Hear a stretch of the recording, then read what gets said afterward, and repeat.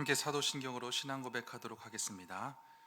전능하사 천지를 만드신 하나님 아버지를 내가 믿사오며 그 외아들 우리 주 예수 그리스도를 믿사오니 이는 성령으로 잉태하사 동정녀 마리아에게 나시고 본디오 빌라도에게 고난을 받으사 십자가에 못 박혀 죽으시고 장사한 지 사흘 만에 죽은 자 가운데서 다시 살아나시며 하늘에 오르사 전능하신 하나님 우편에 앉아 계시다가 저리로서 산자와 죽은 자를 심판하러 오시리라.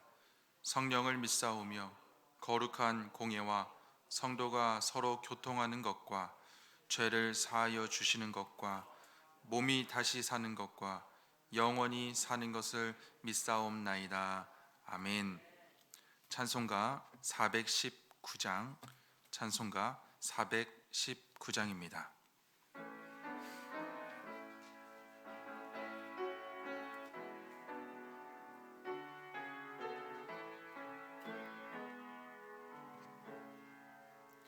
주 날개 민 내가 편안히 쉬네. 밤 깊고 비바람 불어쳐도 아버지께서 날 지켜주시니 거기서 편안히 쉬리로다. 주 날개 밑 평안하다. 그 사랑 끊을 자니뇨. 주 날개 밑 내 쉬는 영혼 영원히 거기서 살리. 주 날개 밑 나의 피난처 되니 거기서 쉬기를 원하노라. 세상이 나를 위롭지 못하나 거기서 평화를 누리리라. 주 날개 밑 평안하다. 그 사랑 끊을 자니뇨. 주 날개 밑 내 쉬는 영혼 영원히 거기서 살리. 주 날개 밑 참된 기쁨이 있네. 고달픈 세상길 가는 동안 나 거기 숨어 돌보심을 받고 영원한 안식을 얻으리라.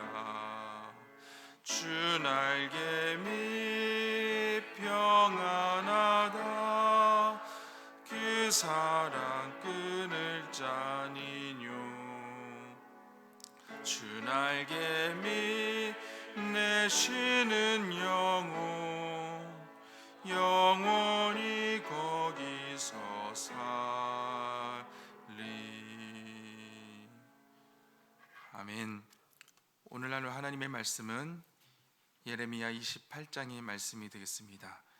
구약성경 1095면쯤에 있는 예레미야 28장 1절에서 17절 말씀이 되겠습니다. 예레미야 28장 1절에서 17절 말씀 저 여러분이 교독하도록 하겠습니다. 그의 곧 유다왕 시드기야가 다스리기 시작한 지 4년 다섯째 달 기브낫술의 아들 선지자 하나냐가 여호와의 성전에서 제사장들과 모든 백성이 보는 앞에서 내게 말하여 이르되,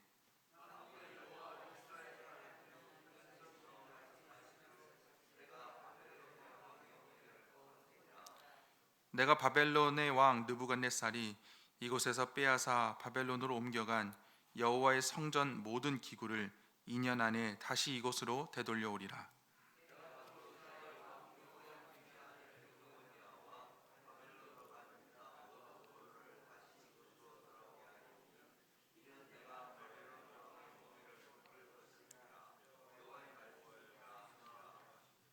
선지자 예레미야가 여호와의 성전에 서 있는 제사장들과 모든 백성들이 보는 앞에서 선지자 하냐냐에게 말하니라.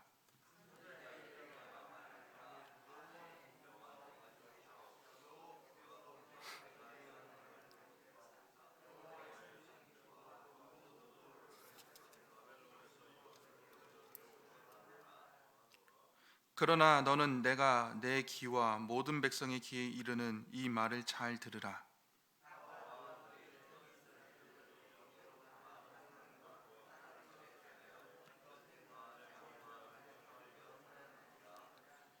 평화를 예언하는 선지자는 그 예언자의 말이 응한 후에야 그가 진실로 여호와께서 보내신 선지자로 인정받게 되리라.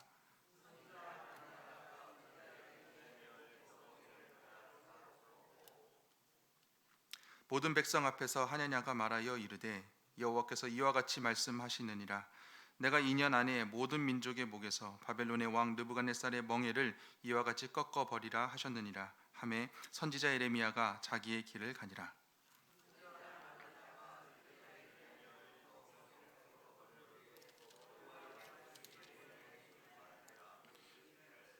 너는 가서 하냐냐에게 말하여 이르기를 여호와의 말씀에 내가 나무 멍에들을 꺾었으나 그 대신 쇠 멍에들을 만들었느니라.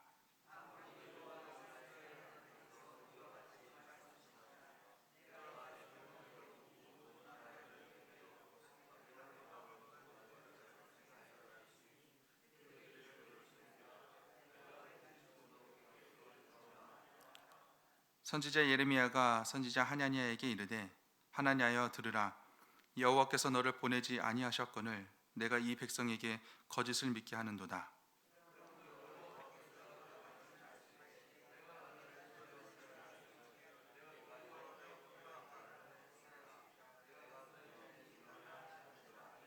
함께 읽겠습니다. 선지자 하냐냐가 그의 7째 달에 죽었더라. 아멘. 하나님 전에 나오시면서 5분의 성도님께서 1000번째 헌금을 드리셨습니다. 이 새벽에 나와 하나님의 말씀을 듣고 또 하나님께 우리의 간절한 소망을 드리시는 우리 사랑하는 성도님들께 하나님께서 주시는 참된 평안이 넘치시기를 주님의 이름으로 축원을 드립니다. 여러분이 잘 아시는 이 예레미야 선지자는 유다 왕 요시야 왕 때 하나님께 부름을 받았습니다. 하나님께서 예레미야를 부르셨을 때 처음에 예레미야는 자신이 없었습니다. 그래서 이런 말씀을 하나님께 드리죠. 나는 아이라 내가 할 수 있는 것이 없다. 이렇게 하나님께 말씀을 드리며 어쩌면 거절 같은 말씀을 드렸습니다. 그러자 하나님께서 이 예레미야 선지자에게 말씀하신 것은 무엇이냐면 너는 아이라 말하지 말고 내가 가라 하는 곳에 가고 내가 명령한 것을 말하라 말씀하십니다. 하나님의 이러한 어쩌면 용기를 받고 예레미야는 귀한 사명들을 감당하게 되는데요.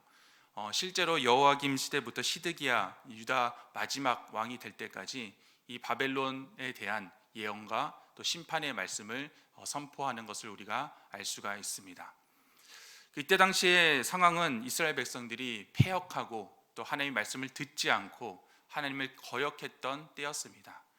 그래서 하나님께서 더 이상 이것을 볼 수가 없어서 그때 당시 모든 제국을 통치하였던 바벨론으로 인하여 이 모든 상황을 정리하려고 하셨죠. 이때 예레미야 선지자가 선포했던 것은 심판과 그리고 하나님의 말씀을 들으라는 회개의 촉구였습니다. 참 아픈 말씀이었고 이스라엘 백성들에게는 받아들이기 쉽지 않은 말씀이었습니다.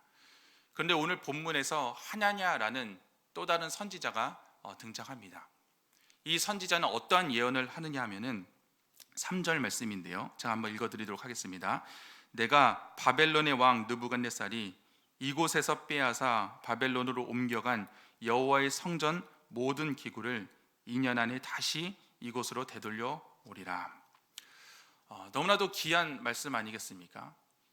참 아프고 모든 것들이 빼앗긴 그 모든 것들을 하나님께서 되돌려 주시겠다라고 하는 예언이었습니다. 누구나 이 예언에 대해서 부정하거나 원치 않는다라고 말할 수가 없겠죠. 이 예레미야 선지자도 6절 말씀을 보면 이 말씀에 아멘 나도 원하노라 말씀하고 있습니다. 당시 이스라엘 백성들 모두가 원했던 내용들을 하냐냐는 선포하고 있는 것입니다. 그러나 성경은 이 하냐냐의 예언을 거짓 예언이라고 말씀하고 있습니다. 두 가지가 달랐기 때문인데요. 첫 번째로는 백성들이 간절히 원했던 내용이었습니다. 이것이 무엇이 문제인가 라고 물을 수 있겠지만, 예언은 하나님께서 원하시는 것을 선포하는 것이지 백성들이 원하는 것을 선포하는 것이 아니기 때문입니다. 신약 시대에서도 이 로마 제국 사회에서 이들이 원했던 것은 정치적인 평화를 가져다주는 예수 그리스도였습니다. 그러나 예수님께서 신약 시대에 오시면서 하셨던 것은 정치적인 연합과 통일이 아니라 하나님의 말씀으로 선포하시고 심판하시고 그런 것들을 알려주는 것에 초점이 있었습니다. 하나님께서 원하시는 것과 사람들이 원하는 것, 이 강단에서 말씀을 선포해야 될 내용과 우리가 듣기를 원하는 것, 이것 가운데 우리는 많은 충돌을 갖고 있습니다. 그러나 하나님의 말씀은 내용을 따라서 우리가 결정할 수 있는 것이 아니죠. 회복과 구원, 좋은 것들을 선포한다고 해서 하나님의 뜻이 아니고, 우리의 아픔과 또 제된 부분을 찌른다고 해서 나쁜 것이 아닌 것입니다. 우리의 초점은 어떤 좋은 내용이 우리에게 임하느냐, 이것이 중요한 것이 아니라 지금 이 시대에 나에게 가장 필요한 말씀이 무엇인가가 가장 이 말씀의 하나님의 예언의 핵심인 것이죠. 따라서 우리가 말씀을 받을 때에, 그리고 성경을 읽을 때에, 또 이 시대를 바라볼 때에 어떤 것이 나에게 좋은 내용인가, 이것이 초점이 아닌 지금 이 시대에 나에게 가장 중요한 말씀은 무엇인가, 그것이 때로 나를 심판하고 나를 아프게 한다 할지라도 그것이 하나님의 말씀이라면 아멘으로 순종할 수 있는 우리 사랑하는 성도님들 되시기를 진심으로 소망합니다. 두 번째로 말씀한 것은 무엇이냐면 8절 말씀에 나와 너 이전의 선지자들이 예로부터 많은 땅들과 큰 나라들에 대하여 전쟁과 재앙과 전염병을 예언하였느니라. 이전의 예언자들을 봐서도 이 말씀을 알 수가 있다라는 것이죠. 평화를 외치고 무엇이든지 잘 될 것이다 라고 말하는 것들은 다 거짓 선지자들이었고, 진짜 선지자, 하나님의 말씀을 전했던 선지자들의 그 내용들은 항상 때로는 우리의 아픔과 때로는 우리들의 어떠한 어려움들에 대해서 선포하고 그것을 통해서 하나님께로 돌아오라는 메시지를 던졌다는 것을 역사적으로 증명하고 있습니다. 그리고 하나님께서는 그 뜻을 결코 돌이키신 적이 없으시죠. 우리 사랑하는 성도 여러분, 요즘 시대는 인터넷과 수많은 매체로 인하여서 우리들을 속이는 감언이설들이 참 많지 않습니까? 이렇게 하면 잘 살아갈 수 있다, 이렇게 믿으면 우리가 복을 받을 수 있다, 이렇게 살아야 우리가 이 세상 가운데서 승리할 수 있다라고 말하는 수많은 종교들과 거짓 예언들이 참 많습니다. 이것이 우리에게 마음을 편안하게 하고 정말 그렇게 살면 살아갈 수 있을 것 같기 때문에 우린 때때로 귀를 기울이게 되죠.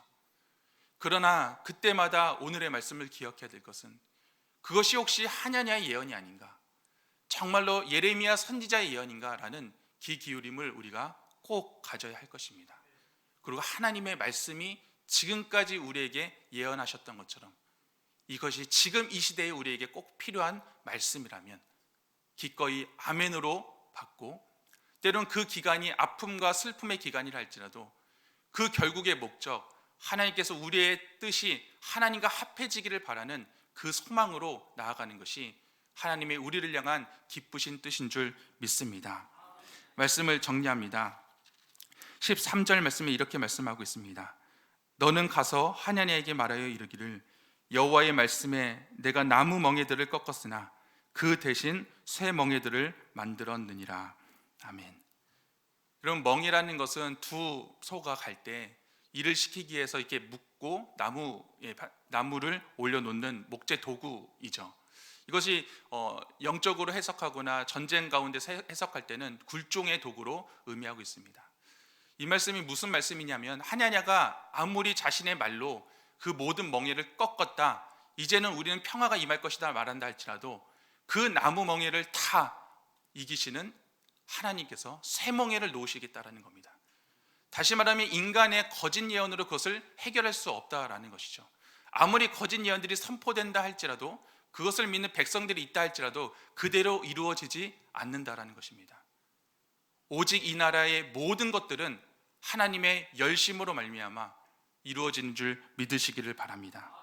따라서 우리가 이 시간 나와 매일매일 간절히 기도하시는 우리 성도님들께서 기도하실 때에 어떠한 좋은 것들, 내용들, 우리가 간절히 구할 것들 당연히 구해야 하고, 하나님께서는 우리에게 모든 것을 구하라 하셨지만 그 모든 것을 다 구하신 다음에는 예수 그리스도의 고백처럼 나의 뜻대로 마옵시고 아버지의 뜻대로 하옵소서, 이렇게 기도를 마무리하시며 분명히 이루실 하나님의 뜻, 분명히 예언하신 대로 이루실 하나님의 뜻을 소망하며 날마다 살아가실 수 있는 사랑하고 복된 우리 성도님들 되시기를 주님의 이름으로 축원을 드립니다. 기도하겠습니다. 살아계신 하나님 아버지, 때로는 우리가 너무 연약한 인간인지라 좋은 내용들, 좋은 말씀들, 좋은 예언들, 사람의 귀에 들리기 좋은 것들을 우리가 소망하며 그것만을 바라볼 때가 참 많음을 고백합니다. 그러나 하나님께서 오늘 말씀을 통하여 분명하게 말씀하시기를, 그 어떠한 좋은, 사람에게 좋은 예언이 선포된다 할지라도 그것을 이기시는 것은 하나님의 뜻이며, 하나님께서 원하시는 것은 우리가 이때에 가장 필요한 말씀이 무엇인지를 듣고 때로는 아파하며 순종하며 기도하는 것임을 다시 한번 깨닫습니다. 아버지 하나님, 세상에 떠돌아다니는 거짓 예언들에 우리가 귀 기울이지 않게 하시고, 흔들릴 때마다 주님께서 붙잡아 주셔서 정말 하나님께서 기뻐하시는 예언, 하나님께서 기뻐하시는 뜻에 우리가 마음을 다할 수 있도록 은혜를 더하여 주시옵소서. 우리의 지혜와 우리의 판단력과 분별력으로는 도저히 불가능합니다. 그럴 때마다 하나님의 지혜가 필요하고 하나님의 말씀이 필요합니다. 이전에 나와 매일같이 말씀 듣는 우리 성도님들, 그리고 자신의 인생을 모두 하나님께 드리는 우리 성도님들께 하나님께서 날마다 그 지혜와 분별력을 허락하여 주시고 하나님의 뜻을 먼저 구할 수 있는 믿음과 용기도 허락하여 주시옵소서. 우리가 날마다 이렇게 기도할 때에 우리가 기도하지 않은 모든 것들도 하나님의 뜻 가운데 응답하여 주시고, 우리의 몸과 예물을 기쁘게 드리는 우리 성도님들의 마음 가운데 날마다 하나님의 샬롬의 은혜가 넘쳐날 수 있도록 은혜를 더하여 주시옵소서. 감사드리며 살아계신 예수님의 이름으로 기도하옵나이다. 아멘. 하늘에 계신 우리 아버지여, 이름이 거룩히 여김을 받으시오며 나라 임하옵시며 뜻이 하늘에서 이룬 것 같이 땅에서도 이루어지이다. 오늘날 우리에게 일용할 양식을 주옵시고, 우리가 우리에게 죄 지은 자를 사하여 준 것 같이 우리 죄를 사하여 주옵시고, 우리를 시험에 들게 하지 마옵시고 다만 악에서 구하옵소서. 대개 나라와 권세와 영광이 아버지께 영원히 있사옵나이다. 아멘. 시간 함께 기도하실 때에 오늘 말씀을 기도의 제목으로 삼으시길 부탁드립니다. 인천 제2교회와 또 앞으로 하반기에 하나님께서 허락하실 꿈과 소망을 이루어 드릴 수 있도록 우리가 열심으로 또 하나님께 맡겨진 사명을 잘 감당할 수 있도록 기도해 주시고, 우리 담임 목사님과 또 후임 목사님의 건강과 지혜와 아름다운 교회 계승을 위하여 기도해 주시고, 우리가 하반기에 더욱더 하나님의 특별한 회복과 소망을 기대하며 또 우리 각자의 기도의 제목을 가지고 이 시간 함께 기도하도록 하겠습니다. 기도하겠습니다.